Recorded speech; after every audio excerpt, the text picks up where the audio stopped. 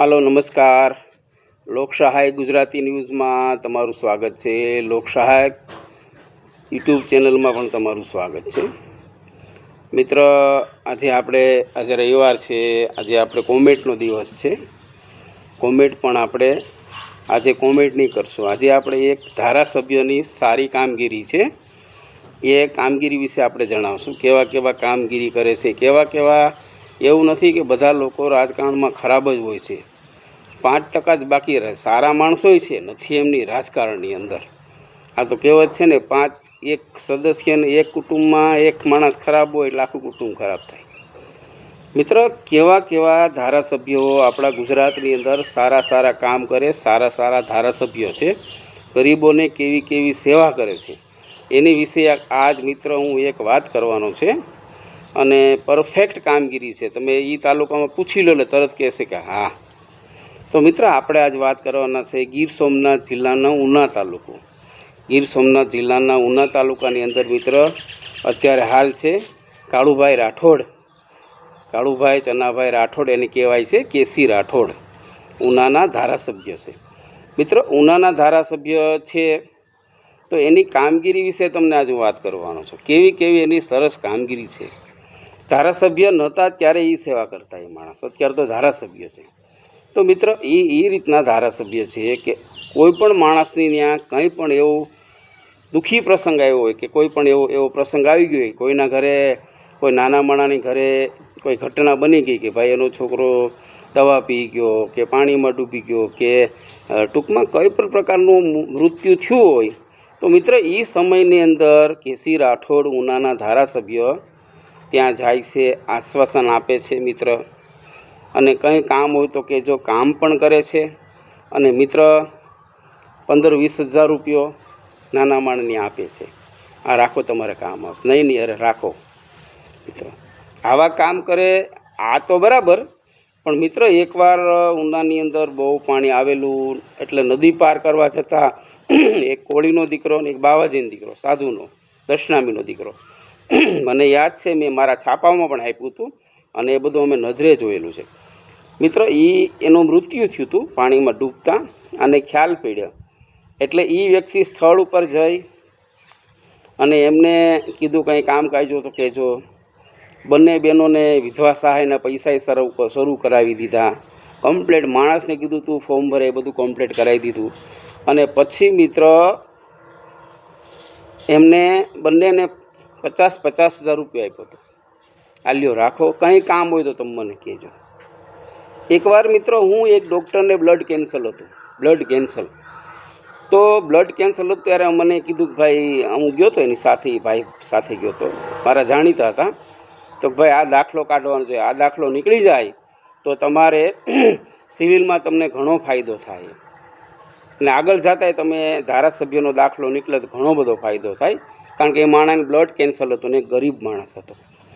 તો મિત્ર ઓફિસ અમે ગયા એટલે એણે કીધું કાળુભાઈ નથી, ઘરે છે. એટલે ઘરે ગયા છે એ કે. હવે સમય મિત્ર 6 વાગ્યા પછી, સાંજે 6 વાગ્યા પછી ગયા હતા અમે. ઘરે ગયા એટલે તરત માણસોએ કીધું કે 12 માણસ હોય, સિક્યુરિટીએ કીધું કે હા કાળુભાઈ છે, જાઓ અંદર કે. ત્યારે મિત્ર એ માણસ આવ્યા. બોલો શું કામ છે? કે આ કામ છે, દાખલો જોઈએ છે. પહેલાં બેસો, પાણી આપ્યું, ચા બનાવી. ચાય બનાવવા પૂરતી નહીં, ચા આખા દૂધની પીવા જેવી ચા બનાવી. ચા એક રકેબી ચા આપી, પાછી લ્યો એકવાર. નહીં. બોલો શું કામ? તો ભાઈ આ દાખલો કાળુભાઈ નીકળી જાય તો આ માણસને બ્લડ કેન્સર છે. તો અરે એમાં શું મોટી વાત છે, ક્યારે જોઈએ? તો કે ભાઈ કાલે 8 વાગે જવાનું છે અમદાવાદ મારે, ગઈકાલે. તો બરાબર, કાલે જવાનું છે મારે 8 વાગે. તો વાંધો નહીં કે 12 વાગે દાખલો મળી જશે તમને. તમે ખાલી તમારું નામ, આધાર કાર્ડ આપી દો, બધું આધાર કાર્ડ આપી દો. વ્યક્તિ આધાર કાર્ડ આપ્યું. મિત્રો બીજે દિવસે 12 વાગે કમ્પ્લેટ એનો દાખલો એણે કરાવી રાખ્યો. તમારે હેરાન નથી થવું, કારણ કે તમે બ્લડ કેન્સરવાળા છો, એટલે તમારે હેરાન થવું નથી. એ માણસે એને દાખલો કરાવી દીધો મિત્ર. એક જગ્યાએ મિત્ર દીકરીનો પ્રસંગ હતો. ગરીબ માણસો હતા કે જેને પ્રસંગ કરવો પડે એમ હતો અને ખેતીમાં કોઈ પાક થયો નહોતો.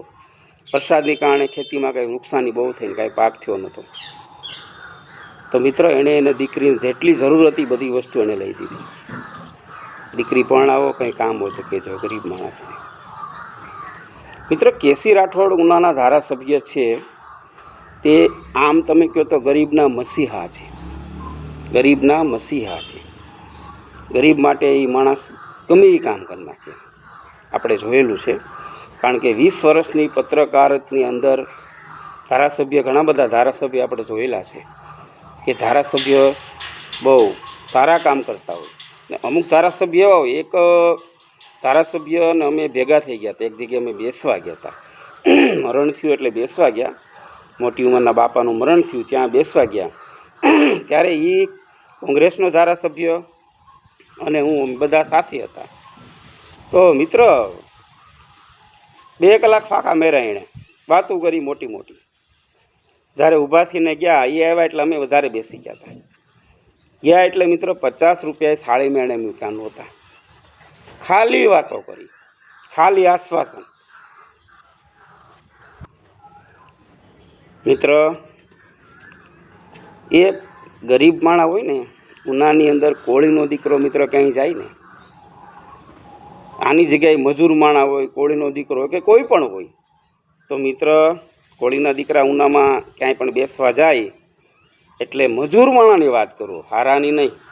જ્યાં મજૂરી 700-800 રૂપિયા કમાતો હોય કોળીનો દીકરો ઉના શહેરનો, તો મિત્ર કોળીનો કોઈ પણ દીકરો હોય, એવું નહીં, ગુજરાતનો કોઈ પણ કોળીનો દીકરો, તો મિત્ર એ આવ્યો હતો ત્યાં, એ કોળીનો દીકરો એને ઓળખું છું. 2 કિલો ખાંડ, 250 ચા અને 150 રૂપિયા રોકડા થાળીમાં મૂકી દીધા. હવે આ કોંગ્રેસના ધારાસભ્યને અમારે મોટો ગણવો કે આને જ મોટો ગણવો? હે, મહત્ત્વ શું છે ખબર છે? માણાનું મહત્ત્વ છે, પદનું નથી. છતાંય આપણે જોઈએ છે કે અત્યારે ધારાસભ્ય હોય તો એના સગાવાલા, એના ભાઈઓ, આ બધા લોકો હાથમાં ના રહેતા હોય. કહેવાનો મતલબ, કારણ કે કોઈ યારે મારકૂટ કરે, બાંધતા હોય, લુખી કરતા હોય, ધારાસભ્યના અગાવાલા છે, એમાં થોડું ઘટે.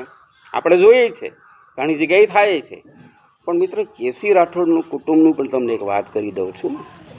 કેસી રાઠોડનો દીકરો વિજય, કોઈ યારે માથાકૂટ નહીં, કામથી મતલબ.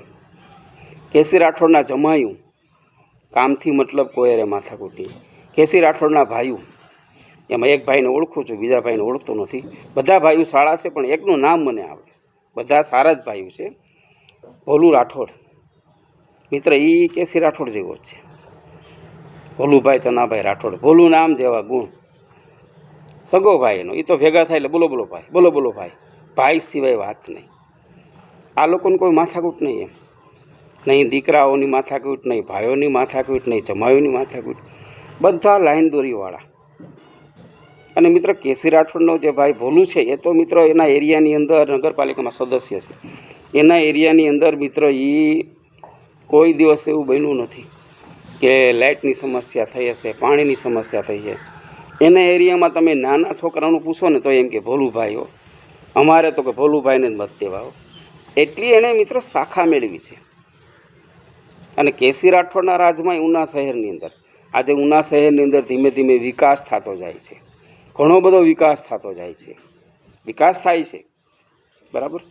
કહેવાનો અર્થ મારો શું છે કે આવા સારા સારા કામ કરતા હોય તો આપણે મીડિયાવાળાઓને ખરેખર એને આશ્વાસન દેવું જોઈએ. આપણે જે સારું કામ કરે એને આશ્વાસન દેવાય. પછી તો હું 2 વાત છે એમાં કે મીઠું એટલું ઝેર. આપણા મા બાપ આપણે કડવું પાતા હશે, શું કામ? જીવાતનો નાશ અંદર પેટમાં થાય. ને અમુક લોકો મીઠું બહુ પાય, આને નથી આવડતું. આ માણસ સાચું કડવું કહી દે, ગમે એને સાચું કહી દે, પણ સાચું કહે એની યારે દોસ્તી કરવી. શું કામ? જે માણસ સાચું કહે એ તમને કોઈ દી ફસાવશે નહીં. અને જે માણસ મીઠી મીઠી વાતો કરે, મીઠું મીઠું બોલતો હોય ને, કોઈ પણ એનો ભરોસો નહીં કરવાનો. કોઈક દીક તમે મુસીબતમાં આવી જાઓ. એટલે મિત્ર ખરેખર કહેવાય છે કે આન બાન શાન એટલે કેસી રાઠોડ. અને હું તો એનું અવારનવાર છાપતો હોય અખબારમાં, કારણ કે મને તો ભાઈ આવું કામ કરી તો બહુ ગમે છે, અતિ ગમે. એમ કે ભાઈ આજે ગરીબ માણસને પૈસા દેવા, આજ 5-50 હજાર રૂપિયા દી દેવો એટલે.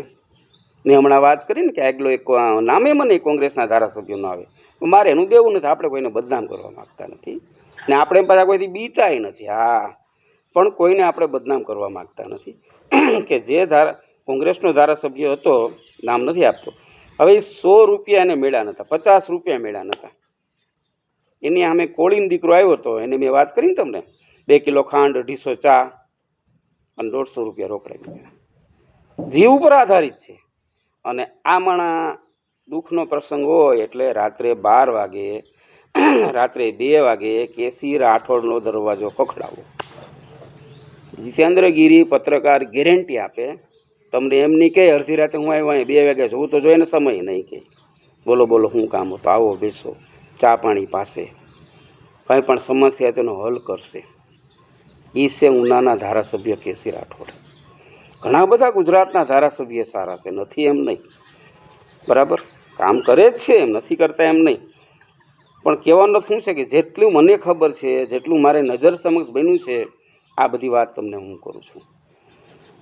મિત્ર, લોકશાહી ગુજરાતી ન્યૂઝના તંત્રી હું જીતેન્દ્રગીરી. મારી ચેનલ સબસ્ક્રાઈબ કરો, લાઈક કરો, કોમેન્ટ કરો અને શેર કરતા જાઓ. દરેક સમાચારમાં આવશે.